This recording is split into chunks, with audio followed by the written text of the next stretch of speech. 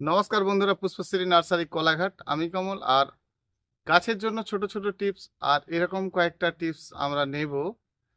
গোলাপ, জবা, dahlia, bougainvillea, যে কোনো ফলের গাছ, সকল গাছেদের জন্য এই সময় খুব ভালো কাজে লাগবে। আর সেই কাজটা কিন্তু আমরা করব। দেখুন, গাছের মধ্যে সদ্য সদ্য ভালো করতে গেলে, গাছের রং ভালো করতে গেলে, কারণ এই যে এত বৃষ্টি খেয়েছে, গাছের তো এমনিই খারাপ অবস্থা। সে টবের গাছ থাক, আপনার মাটির গাছ থাক। তো সেই জন্য আমরা পরপর তিনটি কাজ করব, যে 2 থেকে 3টি কাজ করলে কিন্তু গাছকে খুব ভালো করে ফেলবো। প্রথমত বলি, এই সময় একটা খাদ্য দেওয়ার প্রয়োজন আছে, আর যেই খাদ্য দিলে আপনার গাছে ক্ষতি হবে না এমন খাদ্য দিতে হবে।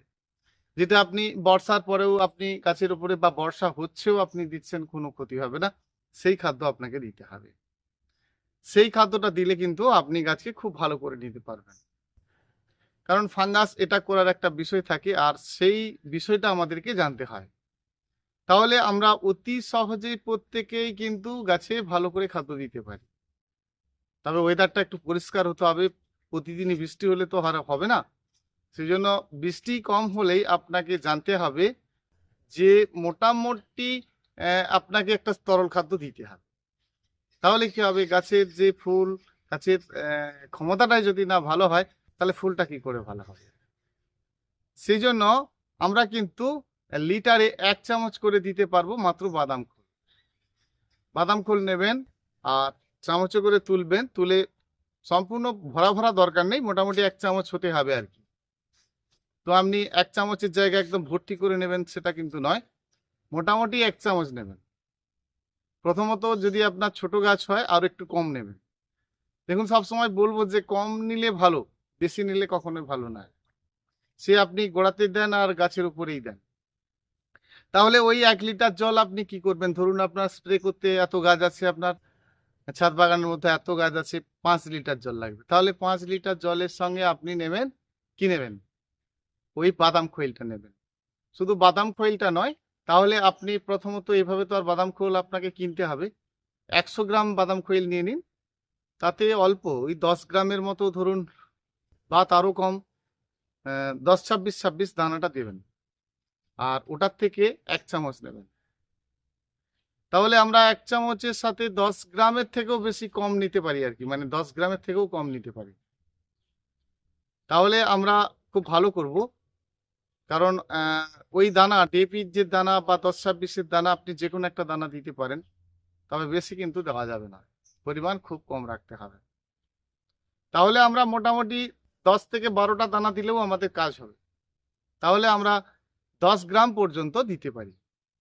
তাহলে 10 গ্রাম দানা আর এই বাদাম খোল দুটোর পরিমাণ একটা আমরা বুঝবো কি করে? তাহলে আমরা কেজিতে 200 গ্রামের মতো মোটামুটি নেব। 1 কেজি খৈলের সাথে 200 গ্রাম আন্দাজ। আর তা নইলে আপনি আন্দাজ মতো যদি 1 কেজি নাই কিনেন, অল্প করে 10-20টা দানা হবে, দিয়ে দেবেন। দেখুন, একটু বেশি দিলে খুব ক্ষতি হয়ে যাবে না, কিন্তু খুব বেশি দিয়েও লাভও হবে না। ধরুন পরিমাণটা আপনি জানতেই পারলেন না, আরো বেশি হয়ে গেল, তাহলে ক্ষতি। কারণ আপনি স্প্রে করতে চলেছেন, গাছের রং ভালো করতে চলেছেন, গাছের ফুল বেশি নিতে চলেছেন। সেজন্য 10 থেকে 20টা দানা পর্যন্ত আপনি দিতে পারেন। 20টা দানা মানেই অনেক। তাহলে গাছ বড় হলে আপনি 20টা দানা দেবেন, আর ছোট ছোট গাছ হলে 10টা দানা দেবেন। সেটা কিন্তু আপনার ওই টেবিল চা চামচের 1 চামচই নিতে হবে। তাহলে এটা আপনি কি করবেন না, 1 লিটার জলের সাথে ভিজিয়ে দেবেন। ধরুন আজকে ভিজিয়ে দিলেন, আপনি কিন্তু অনেক দিন ভিজিয়ে রাখবেন না। এটা আপনাকে 3 থেকে 10 দিনের ভেতরে দিতে হবে। অর্থাৎ আপনার দরকার কি, আপনি বাদাম খৈল 2 দিন পরেও দিতে পারেন।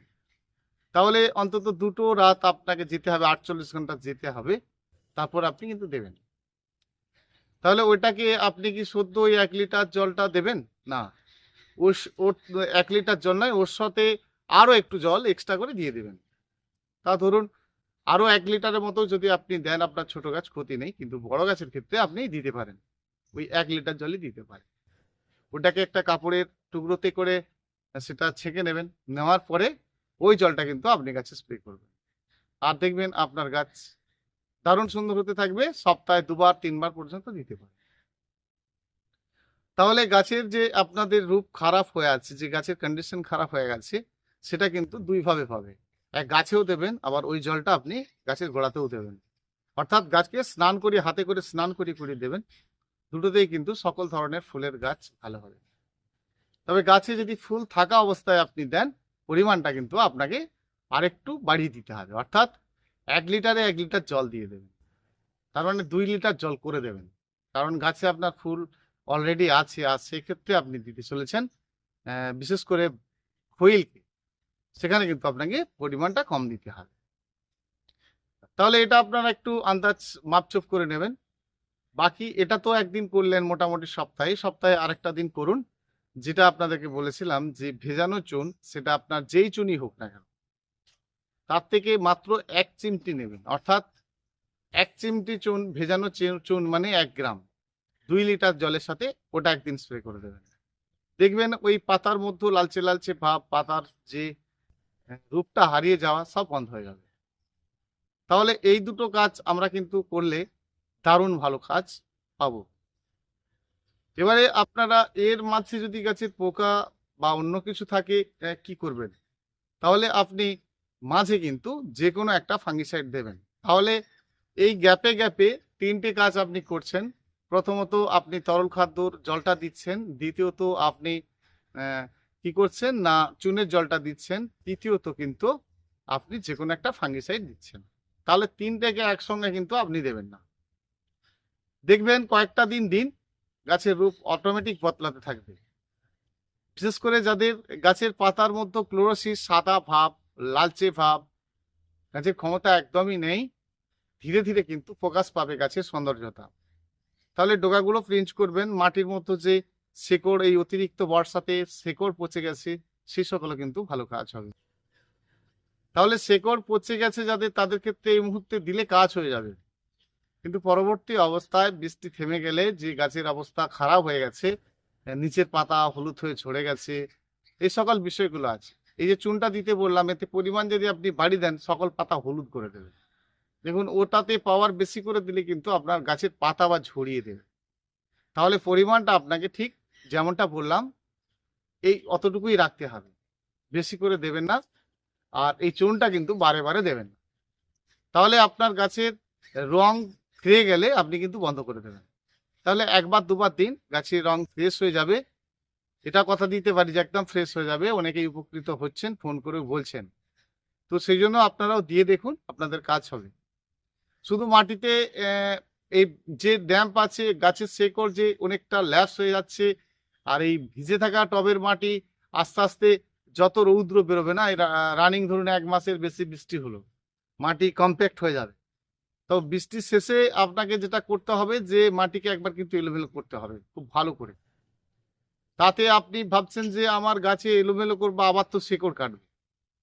দেখুন যত শেকড় কাটবেন আর তত শেকড় আবার হতে থাকবে।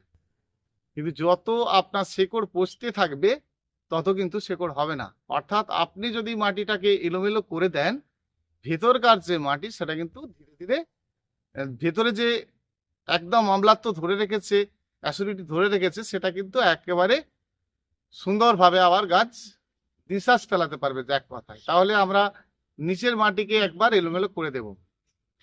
আরো একটা কথা বলি, যখন আপনাদের যাদের গাছে বিশেষ করে ক্লোরোসিস সাদা পাতায় ভরে গেছে, বা পাতার মধ্যে যে সমস্ত দেখছেন যে রং হারিয়ে গেছে, একটু করে দুটো আঙুল দিয়ে আপনারা জাস্ট কুশিটাকে পিঞ্চ করে দেবেন, দেওয়ার পরে দেবেন, একদম পারফেক্ট কাজ হয়ে যাবে। এবারে টুকটাক গাছের পোকা পাতায় যদি কেটে খেয়ে নেয়, তাহলে কি করবেন? তাহলে আপনারা যে কোনো একটা কীটনাশক ওষুধ বাড়িতে রেখেছেন, আর সেই রকমই একটা দিন, সেটা কিন্তু সন্ধ্যের পরে দেবেন, তাহলে খুব ভালো কাজ হয়ে যাবে। যে কোনো কীটনাশক, যেমন আপনার প্রোক্লেম ওষুধটা খুবই ভালো, আপনি দিতে পারেন। তবে হামলা বা পারফেক্ট সুপার দিলে এগুলো খুব পাওয়ারফুল ওষুধ, সেটা পরিমাণ কম তো রাখতেই হবে, এবং সেটা সন্ধ্যের সময় দিতে হবে। যদি প্রচণ্ড পোকার উপদ্রব হয়ে থাকে, তাহলে দেখবেন একদম ক্লিয়ার। টুকটাক এই সময় মিলিবাগটাক যে আসে, গাছের মধ্যে সাদা জড়িয়ে থাকে, ধরে থাকে, আপনি 1-2বার চুনের জলটা যদি পড়তে থাকে গাছের উপরে, দেখবেন এই সমস্যাটাই কিন্তু আর নেই। এই চুনের এমন ক্ষমতা, দিতে থাকুন আর দেখবেন আস্তে আস্তে। তাহলে আমরা খাদ্য দিতে পারছি, গাছের মাটির মধ্যে যে ড্যাম্প রয়েছে সেটা ক্লিয়ার করতে পারছি, গাছের শেকড়ের যে পচন সেটা কিন্তু থামিয়ে দিতে পারছি। কিন্তু ক্লিয়ার করবেন যখন আপনি মাটিটাকে এলোমেলো করে শুকনো করবেন। তাহলে আপনার আগের থেকে যে সমস্ত শেকড় পচে গেছে গাছের, সে সকলও কিন্তু বেশ ভালো হয়ে যাবে আর সুন্দর হয়ে যাবে আপনার গাছটি। এইভাবে করতে থাকুন। এর পরবর্তী ভিডিও প্রতিদিনই তো দেখছেন যে একটা না একটা ভিডিও আমি দিচ্ছি, বড় ভিডিও একটা করে প্রতিদিনই আপনাদেরকে দিতে থাকছি। সেই জন্য অবশ্যই যদি নতুন বন্ধু হয়ে থাকেন, চ্যানেলটি সাবস্ক্রাইব করে রাখবেন। উপকারে লাগবে, কাজে লাগবে। নতুন নতুন ভিডিও আসলে আপনার কাছে পৌঁছে যাবে। প্রতিদিনই ভিডিও কিন্তু আপনি একটার পর একটা পেতে থাকবেন এবং ভালো গাছ করতে পারবেন। তাহলে আমরা এই কয়েকটা কাজ কিন্তু এখন করব। এখনো অনেকটা সময়, আর অনেকটা সময় ধরে আপনাকে আমি পরের পর একটা করে ভিডিও দিতে থাকবো। আর আপনি কিন্তু জানতে পারবেন যে ঠিক কি করবেন, কি করে আরো বেশি ফুল আনাবেন। ফুল তো আনাবেন, এই সময় গাছের একটু স্বাস্থ্য ভালো দরকার আছে। প্রচন্ড বৃষ্টির জল খেয়ে যার যেখানেই গাছ থাকুক না কেন, গাছের একটা ভালো রকম ক্ষতি হয়েছে। আর সেই ক্ষতির একটা আপনাকে মোটামুটি সেই ক্ষতিটাকে সম্পূর্ণভাবে আবার গাছকে আবার গাছের যে রূপ, সেটা কিন্তু আপনাকে ফিরিয়ে তুলতে হবে। তাহলে এইটুকু কাজ করলে কিন্তু আমরা খুব ভালো গাছ আবার করে নিতে পারবো, আবার সুন্দর হয়ে যাবে, গাছের ঝাঁকড় ঝোঁকড় রূপটা আসবে, আবার ফুলে ফুলে ভরে উঠবে। বন্ধুরা, ফোন নাম্বারটা জেনে নিন, 9609456194। যদি না বুঝতে পারেন তাহলে কল করে জেনে নিতে পারবেন। হোয়াটসঅ্যাপ করে থাকলে তাহলে কিন্তু সাথে সাথে ফোন করবেন, না হলে আমি হোয়াটসঅ্যাপ কিন্তু সবসময় দেখি না। সেই জন্য হোয়াটসঅ্যাপ যদি আপনি করেন, সাথে সাথে ফোন করবেন, দেখে নেবো আপনার হোয়াটসঅ্যাপ। এবং আপনি যখন হোয়াটসঅ্যাপ করবেন, আপনার গাছের ছবিটা তুলে হোয়াটসঅ্যাপ করবেন। যদি সমস্যা থাকে অবশ্যই হোয়াটসঅ্যাপ করার পরে কিন্তু ফোন করবেন। আরও একবার জেনে নিন, ফোন নাম্বার 9609456194, 9609456194। একটা লাইক করে দেবেন বন্ধুরা। ভীষণ ভালো থাকবেন। আবার আসছি আগামীকাল। ধন্যবাদ।